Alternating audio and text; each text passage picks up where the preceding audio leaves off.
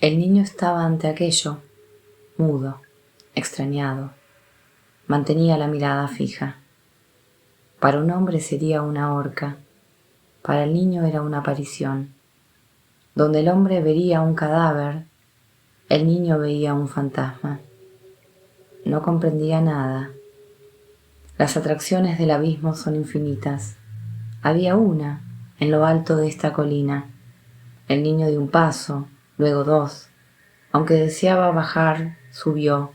Aunque deseaba alejarse, se acercó. Fue muy cerca, atrevido y tembloroso, a reconocer el fantasma. El fantasma estaba alquitranado, brillaba aquí y allá. El niño veía su cara. Estaba embadurnada con alquitrán, y esta máscara que parecía viscosa y pegajosa se modelaba bajo los reflejos de la noche. El niño veía lo que era un agujero, la nariz, la boca, que era otro agujero, los ojos, agujeros también. El cuerpo estaba envuelto y parecía atado con la burda tela empapada de nafta. La tela se había enmohecido y roto. Una rodilla lo atravesaba, una raja mostraba las costillas, algunas partes eran cadáver, otras esqueleto. El rostro tenía el color de la tierra, las babosas que lo recorrieron habían dejado tenues cintas de plata. La tela, adherida a los huesos, marcaba relieves como un vestido de estatua. El cráneo, hendido y abierto, mostraba la resquebrajadura de un fruto podrido. Los dientes todavía humanos conservaban la risa. Un resto de grito parecía resonar en la boca abierta. Tenía algo de barba en las mejillas. La cabeza inclinada, parecía estar atenta. Había sido rapada recientemente. Los pies asomaban por abajo y más abajo, en la hierba, se veían dos zapatos deformados por la nieve y las lluvias. Habían caído del muerto. El niño, descalzo, miró estos zapatos. El viento, cada vez más inquietante, amainaba y arreciaba como cuando se avecina una tempestad. Un hombre se habría planteado algunas preguntas, pero este niño solo observaba. El alquitrán daba a aquel rostro un aspecto mojado. Gotas de betún congeladas en lo que fueron sus ojos parecían lágrimas. En el resto, gracias al betún, los estragos de la muerte eran apenas visibles. La horca era vieja, carcomida aunque sólida, y servía desde hacía mucho tiempo. Era una costumbre inmemorial en Inglaterra alquitranar a los contrabandistas. Se los colgaba a orillas del mar, a lo largo de la costa, como en la actualidad los faroles. El ahorcado ocupaba el lugar de la luz, alumbraba a sus compañeros contrabandistas. De lejos en el mar, ellos veían las horcas. Aquí tenemos uno, primera advertencia, luego otro, segunda advertencia. No obstante, esto no impedía el contrabando. El viento que soplaba muy fuerte sobre el montículo había despejado la nieve. Bajo el cadalso, justo debajo de los pies del ajusticiado, había una mata alta y espesa, inaudita en ese suelo árido. Una lúgubre fascinación se había apoderado del niño. Permanecía allí, sorprendido. Solo inclinó la frente un minuto, porque una ortiga le picaba en las piernas y le pareció un animal. Se enderezó. Contemplaba sobre él aquel rostro que lo miraba. Le miraba con más fuerza, puesto que no tenía ojos. Era una mirada esparcida, de una fijeza inexpresable que poseía la luz y las tinieblas, y que surgía del cráneo, de los dientes y de los arcos ciliares. Toda la cabeza del muerto mira, es terrorífica. Poco a poco, el niño se convertía en algo horrible.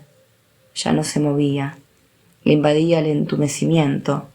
No se daba cuenta que perdía el sentido. se adormecía y se adormecía. El espectro pareció comprenderlo y no desearlo. De súbito se puso en movimiento, como si quisiera advertir al niño. Una ráfaga de viento. Nada más extraño que aquel muerto en movimiento. El cadáver al final de la cadena, empujado por el soplo invisible, se ponía oblicuo, subía hacia la izquierda, volvía a caer y subía de nuevo con la lenta y fúnebre precisión de un badajo. Un feroz vaivén, parecía el balanceo del reloj de la eternidad en las tinieblas. Esto duró unos minutos. El niño, ante esta agitación del muerto, despertó y ante su enfriamiento sintió miedo. La cadena, a cada oscilación, chirriaba con una horrorosa regularidad. La cadena gritó. Pareció que ese grito había sido oído. Si era una llamada, fue obedecida. Del fondo del horizonte acudió un enorme ruido, un ruido de alas. Sobrevenía un incidente, el tempestuoso incidente de los cementerios y de las soledades, la llegada de una bandada de cuervos. Negras manchas voladoras puntearon la nube, atravesaron las brumas, aumentaron, se acercaron, se concentraron y se dirigían hacia la colina, graznando. Era como la llegada de la legión. El niño, asustado, retrocedió. Los cuervos se habían agrupado sobre la horca, no había uno que no estuviera sobre el cadáver. Graznar es una aceptación satisfecha de la putrefacción. El graznido era una voz que contenía la noche. Los cuervos callaron. Uno de ellos saltó sobre el esqueleto. Fue la señal. Entonces todos se precipitaron. Hubo una nube de alas, luego todas las plumas se cerraron y el colgado desapareció bajo un hormigueo de bombillas negras que se movían en la oscuridad. En ese momento el muerto se movió. ¿Era él? ¿Era el viento? Dio un salto espantoso. Fue horrible. Empezó a moverse. Espantoso muñeco, cuyo bramante era la cadena de cadalso. El muerto parecía animado de una monstruosa vida. Las ráfagas lo levantaban como si fueran a llevárselo.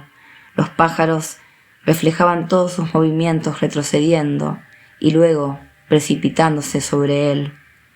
El muerto era el mazo, el enjambre. La feroz bandada de asaltantes no soltaba la presa y se obstinaba. El muerto, como enloquecido por esta pandilla de picos, multiplicaba en el vacío sus golpes ciegos, que parecían los golpes de una piedra atada a una honda. Habían momentos en que todas las garras y todas las alas estaban sobre él. Luego se retiraban. Horrible suplicio que continuaba más allá de la vida. Los pájaros parecían frenéticos. Arañazos, picotazos, graznidos, trozos arrancados que ya ni siquiera eran de carne, crujidos, magulladuras del cadáver, ruido de los hierros, gritos de la ráfaga, tumulto. No existe lucha más lúgubre. Un fantasma contra los diablos, una especie de combate espectral. A veces, al aumentar el cierzo, el ahorcado giraba sobre sí mismo, se encaraba al enjambre por todos los lados, parecía correr tras los pájaros y se diría que sus dientes intentaban morder. Tenía el viento a su favor y la cadena en contra, como si los dioses negros se entremezclasen. El huracán participaba en la batalla, el muerto se torcía, la bandada de pájaros volaba en espiral sobre él. Abajo se oía un inmenso fragor. Era el mar. El niño veía este sueño. De súbito, todo su cuerpo empezó a temblar. Un escalofrío lo recorrió por entero. Se tambaleó, se estremeció. Estuvo a punto de caer. Se volvió, se apretó la frente con las manos como si fuera un punto de apoyo, y salvaje, desmelenado por el viento, bajando la colina a grandes zancadas, con los ojos cerrados, casi transformado en un fantasma de sí mismo. El niño huyó, dejando atrás de sí este tormento en la noche.